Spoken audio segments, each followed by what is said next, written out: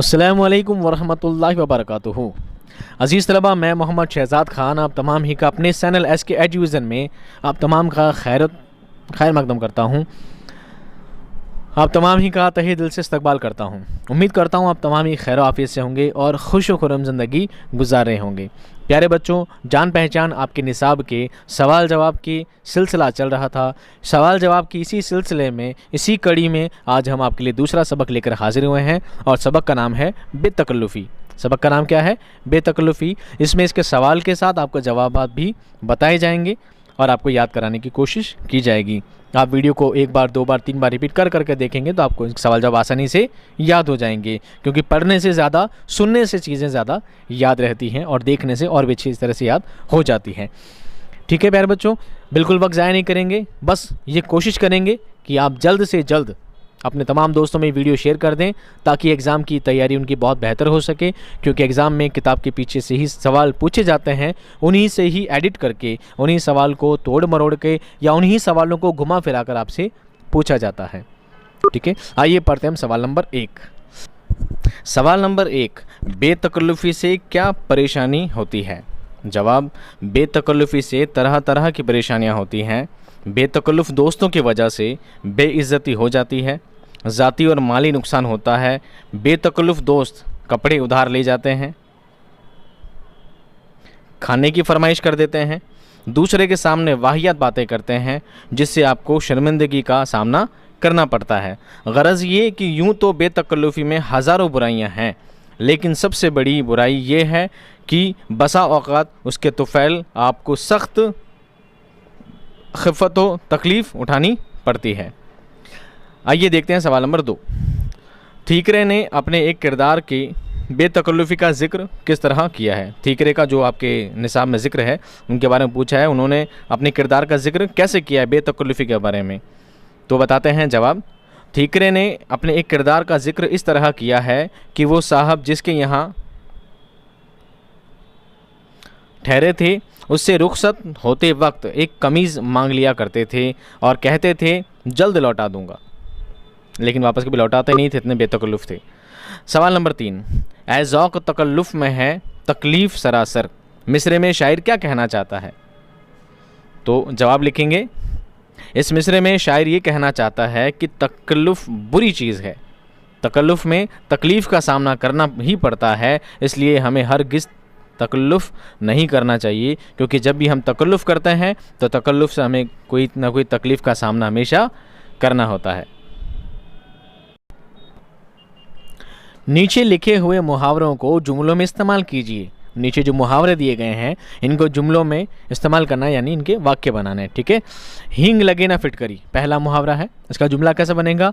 हींग लगी ना फिटकरी और तस्वीर खूबसूरत बन गई, यानी किसी चीज़ में कुछ चीज़ का इस्तेमाल ही ना होना और चीज़ का काम बेहतर हो जाना, कोई काम बेहतर हो जाना। ठीक है, हींग लगी ना फिटकरी और तस्वीर खूबसूरत बन गई। दूसरा जो मुहावरा है, छठी का दूध याद आना। जुमला देखिए, मैंने मुकाबले में दुश्मन को छठी का दूध याद दिला दिया, यानी उसे बहुत ज़्यादा हरा दिया, बहुत ज़्यादा परेशान कर दिया, उसकी हालत ख़राब कर दी है ना। अगला मुहावरा है दांतों में उंगली दबाना। मुहावरा देखिए, इसका जुमला देखिए, उम्मीद के ख़िलाफ़ मेरा साथी कामयाब हुआ तो लोगों ने दांतों में उंगली दबा ली। उंगली दबाने का मतलब क्या होता है? किसी चीज़ आश्चर्य में पड़ जाना, ठीक है, हैरत में पड़ जाना। नीचे दिए हुए लफ्ज़ों से वाहिद जमा बनाएं। वाहिद को क्या बनाना है? जमा बनानी है। एक वचन को बहुवचन बनाना है। हाथ का हाथों, निशान का निशानात, टोपी की जमा होगी टोपियाँ, फ़र्ज़ की जमा होगी फ़राइज़, एहसान की जमा होगा एहसानात, सवाल का सवालात, जंगल का जंगलात, जवाब का जवाबात और मंजिल का मनाजिल। मंजिल का मंजिलात नहीं होगा, मंजिल का मनाजिल क्या होगा? इसका बहुवचन होगा। दर्ज झैल जुमलों को गौर से पढ़िए और इसके बारे में बताना है आपको। अकबर ने एक कहानी पढ़ी, अब इसके बारे में बताना है आपको पूरा। इस जुमले को गौर से पढ़ने पर आपको क्या बात पता चलती है? तो पता क्या चलता है? देखिए, इस जुमले में पढ़ने का काम हुआ है, जो गुजरे हुए ज़माने में हुआ है उसे माजी कहते हैं। अकबर ने किताब पढ़ी यानी ये काम हो चुका है, जो काम बीते वक्त में हो चुका है उसे क्या कहते हैं? माजी कहते हैं। दूसरा जुमला देखिए, हमीद खाना खा रहा है। इस जुमले में खाने का काम हो रहा है और ये काम मौजूदा ज़माने में हो रहा है, इसे हाल कहते हैं। माजी का मतलब होता है पास्ट, माजी का मतलब होता है पास्ट, हाल का मतलब होता है वर्तमान या करंटली। तीसरा जुमला देखिए, मैं कल जयपुर जाऊंगा। इस जुमले में जाने का काम होगा और ये काम आने वाले ज़माने में होगा, इसे मुस्तकबिल कहते हैं। क्या कहते हैं? मुस्तकबिल। माजी, हाल, मुस्तकबिल। माजी यानी पास्ट यानी भूतकाल, हाल यानी वर्तमान या करंट और प्रेजेंट, और मुस्तकबिल का मतलब होता है फ्यूचर, भविष्य। मुस्तकबिल का मतलब होता है भविष्य। आइए देखते हैं अमली काम। इस सबक के जिन जुमलों पर आपको हंसी आती है उन्हें अपनी कॉपी में लिखें। हंसने वाली बात कौन सी जुमले में, इस सबक में, वो तमाम जुमले छांट कर लिखने हैं। जैसे पहला जुमला है, जहन्नम का दारोगा आपसे कहता है तशरीफ़ ले चलिए। दूसरा जुमला है, वो आपको बाग़े बहिश्त की किसी नहर में इतने गौते दिलाए कि आपको छठी का दूध याद आ जाए। तीसरा जुमला है, जिस दोस्त के पास वो ठहरे थे रुखसत होते वक्त उससे एक कमीज़ ज़रूर मुस्तार लिया करते थे। मुस्तार कहते हैं उधार लेने को। चौथा जुमला है, मुझे मालूम न था कि आप इतने अच्छे तैराक भी हो। जुमला नंबर 5, तकल्लुफ़ गज़ भर लंबा घूंघट है तो बेतकल्लुफ़ी गज़ भर लंबी ज़मान। आखिरी सवाल, कन्हैया लाल कपूर की सवाने हयात लिखें जिन्होंने सबक को लिखा है, उनके बारे में हालात ज़िंदगी लिखनी है। जवाब कैसे लिखेंगे देखिए।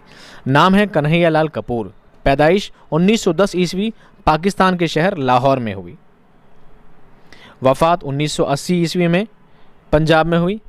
कन्हैया लाल कपूर पाकिस्तान के शहर लाहौर में 1910 ईस्वी में पैदा हुए और वहीं पर तालीम व तरबियत हुई और फिर लाहौर ही में वो अंग्रेज़ी ज़बान के उस्ताद मुकर्रर हो गए। मुल्क के तकसीम होने के बाद कन्हैया लाल कपूर पाकिस्तान को छोड़कर हिंदुस्तान के शहर पंजाब में आ गए और पंजाब के गवर्नमेंट कॉलेज मोगा में प्रिंसिपल बन गए। वहीं उनका इंतकाल 1920 में हुआ। कन्हैया लाल कपूर ने तंज़ो मिज़ाह के खूबसूरत और दिलचस्प मज़ामीन लिखे हैं। वो हमारे सामने की चीज़ों और बातों पर बहुत होशियारी के साथ तंज़ो मिज़ाह पैदा करते हैं। कन्हैया लाल कपूर की तहरीरों में बहुत रवानी और तासीर है, उसमें कोई शक नहीं कि वो उर्दू अदब के बहुत मशहूर और नामी गिरामी कलमकार रहे हैं। इस तरह सबक नंबर 2 बेतकल्लुफ़ी के सवाल जवाब मुकम्मल होते हैं। इसके बाद बहुत जल्द आपके लिए तीसरे चैप्टर के भी सवाल जवाब आने वाले हैं। तब तक मैं चाहूँगा आपसे इजाज़त। मिलता हूँ आपसे नेक्स्ट वीडियो में, आपके बहुत सारी दुआओं के साथ, आपके बहुत सारे शेयर और लाइक्स के साथ। तब तक खुश रहिए, आबाद रहिए। खुदा हाफिज़।